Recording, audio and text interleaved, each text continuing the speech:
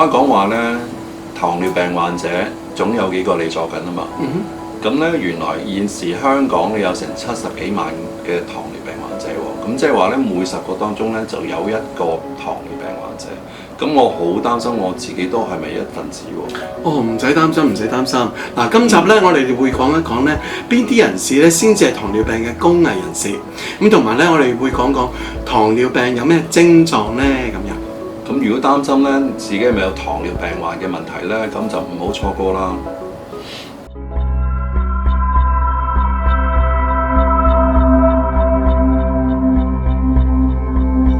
健康心心社單純目的咧係大眾健康教育，我哋希望咧我哋提供大家咧普通科同埋老人科一啲嘅資訊嘅，咁請撳我哋嘅訂閱同埋鐘仔，咁咧作為對我哋嘅認同同埋幫助，謝謝。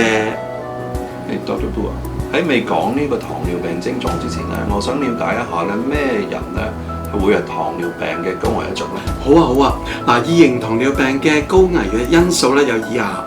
第一咧就係年齡咧超過咗45歲，第二咧就係佢哋有糖尿病嘅家族史啦，例如話爹哋啊、媽咪啊、兄弟或者姊妹患咗糖尿病，咁呢啲嘅朋友咧要小心咯。第三咧就係體重過重啦，例如佢個 BMI 身體質量指數咧超過咗24。第四咧就係佢平時嘅生活咧比較靜止，缺乏運動，可能咁講啦，每星期咧都少過2-3次嘅大量運動。第五咧就係女性方面，如果咧佢懷孕當中咧曾經患有糖尿病，所謂嘅妊娠性糖尿病，咁要小心喎。或者佢個 BB 咧出生嘅時候咧體重超過4公斤，咁呢一類咧都係叫做高危㗎。咁第六類咧就係女性咧患有多囊性卵巢後群症喎，咁你要小心喎。咁最後咧就係種族啦，我哋發現咧亞洲人啦，尤其是南方啦，例如或者有加勒比海嘅非洲人咧，呢一類嘅人咧係特別容易有二型糖尿病㗎。咁如果大家想知道咧你係咪高危一族嘅話咧，就應該要注意健康啦，同埋咧要接受呢個糖尿病嘅篩查啦。絕對正確。病向淺中醫，惡化後悔遲。有病就快啲睇醫生啦。Dr. Boo，通常咧糖尿病症狀咧會唔會比較明顯一啲嘅咧？二型糖尿病嗰啲症狀咧，通常就唔係太明顯㗎。由於大部分嘅患者咧，佢哋冇乜好明顯嘅症狀咧，所以咧好多朋友咧，如果佢哋比較大頭蝦或者咧有少少諱疾忌醫咧，都可能會延誤咗個診斷啊。甚至有啲咧不幸地咧等到咧併發症出現先至到診斷出糖尿病嚟。所以我奉勸大家咧，如果你哋係高危人士咧，應該要定期檢測呢個血糖㗎。咁樣講咧，即係糖尿病嘅症狀咧，會唔會通常比較少同埋難察覺嘅咧？咁又唔一定喎。其實咧，只要你虛心啦，或者咧唔好諱疾忌醫嘅話咧，二型糖尿病嘅症狀咧，通常係容易啲察覺㗎，所以咧就唔難㗎。咁糖尿病有咩症狀啊？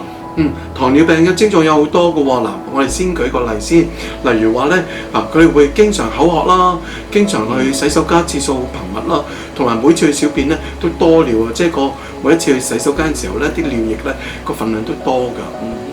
咦，咁點解會成日覺得口渴同埋多尿嘅咧？一般人嚟講咧，正常人嚟講咧，尿液裡面咧唔應該有糖分嘅。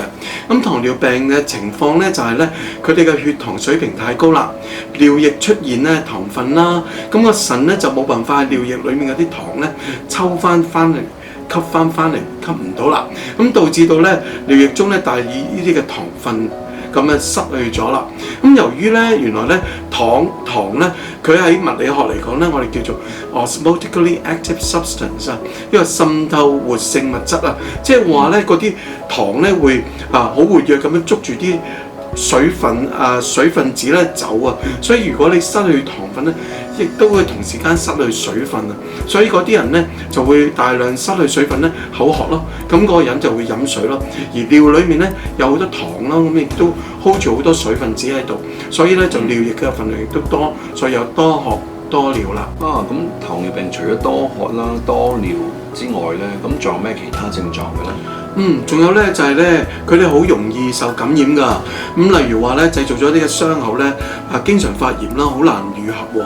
咁有啲皮膚或者係啲陰部嘅地方咧，亦都容易發癢喎。即係好痕癢喎。咁仲有咧，皮膚咧亦都會容易含膿啦。咁有一部分人咧會有尿道炎咯，而男士方面個尿道口咧都可能會有紅腫發炎嘅現象咯。咁呢個情況係因為咧糖尿病嘅病患者咧，如果佢個病情咧未受到控制之前咧，咁佢個抵抗力會好弱咯。咁加上咧啲小便亦都有一啲嘅糖喺度啦，咁啊真係好容易吸引咗呢啲細菌咧特別進駐喺嗰度生長喺嗰度。哦，咁咧我曾經有個教會嘅朋友咧，佢係有糖尿病而引致到咧視力模糊嘅喎。咁經過咧1個月嘅治療之後咧，病情就開始穩定啦。咁視力亦都開始恢復翻正常。咁點解會咁嘅咧？冇錯啊！咁其實咧，有啲病人咧，佢會產生咧睇嘢咧會模糊嘅現象。嗱，其實每一個人咧嘅眼球裏面咧都有個晶體㗎。咁睇嘢嘅時候咧，個晶體咧會將個光線咧聚焦喺個視網膜上高。但係如果咧糖尿病病患者咧個血糖高嘅話咧，咁嗰啲糖分同埋水分咧會走入呢個晶體裏面，令到晶體咧發脹。咁晶體想收縮，將聚焦呢樣嘢咧做得唔好嘅時候咧，睇嘢自然就模糊啦。但係咧，如果咧血糖調節得正常嘅時候咧，晶體回復翻正常啦，咁咧佢就睇嘢咧就會聚焦到，咁睇嘢清清楚楚啦。我聽我朋友講咧話咧，糖尿病患者喺未接受治療之前咧，通常都會多吃啦，體重下降咧，同埋乏力嘅喎。咁點解會咁嘅咧？係啊，嗱，你講嘅一個現象係啱㗎。咁呢個係因為咧糖尿病嘅病理咧，在於咧身體咧缺乏咗胰島素或者胰島素嘅敏感，所以佢個功能降低咗。胰島素有一個任務咧，就將啲糖咧就由細胞外邊咧，俾佢進入細胞裡面燃燒嘅。咁由於咧缺乏咗呢種嘅反應咧，影響咗糖分咧未能充分咁進入咗人體嘅細胞裡面啦。咁所以咧有唔足夠嘅糖咧作為呢個燃料，所以個人咧整體嚟講就覺得好冇力、好攰咁樣。雖然咧血裡面嘅糖分好高啦，但係身體咧以為咧就唔夠燃料。於是咧個大腦就會反射出一種產生飢餓嘅意圖啦。咁意圖咧想食多啲嘢，增加個燃料咯。咁但係咧呢個時候咧個身體要燒嘅燃料咧就會燒自己身體嘅脂肪啦，同埋肌肉喎。咁嚟供應身體嘅所需，所以咧身體咧就不斷個體重下降啦。咁呢個情況下雖然好似話瘦咗，但係咧個人亦都係好攰，同埋好唔舒服，好唔健康嘅。哦，OK， 明白晒。健康心心石，意思即係話大家如果想有健康嘅話，必須要有身體嘅健康、心情嘅健康同埋社交嘅健康。所以話咧，健康心心石，智慧多一些。當大家擔心咧，問自己我有冇糖尿病啊？首先咧，不妨咧想佢自己是否一個高危人士。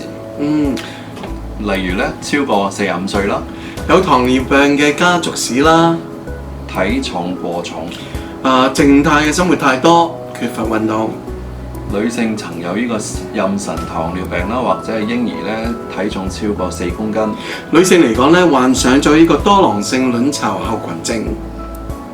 好啦，咁咧我哋咧就睇過啦，咁咩叫高危人士啦，諗過啦。咁如果咧你有以下咁嘅糖尿病嘅症狀，要特別小心喎。例如多喝多尿同埋小便頻密，好容易感染啦，傷口咧出現咗咧好容易發炎啦、難好啦，仲有皮膚或者陰部發癢咁樣，產生視力模糊，多吃體重下降啦，同埋乏力咁喎。Dr. Boo 啊，如果咧我想知道我有冇糖尿病啊，咁我應該點咧？最直接應該揾醫生啦，同埋驗血啦，係咪？咁但係咧，大家記住咧，要睇我哋下一集啦，因為我哋正就係講確診糖尿病，係第8集嘅糖尿病啊！多謝收睇我哋嘅頻道啦。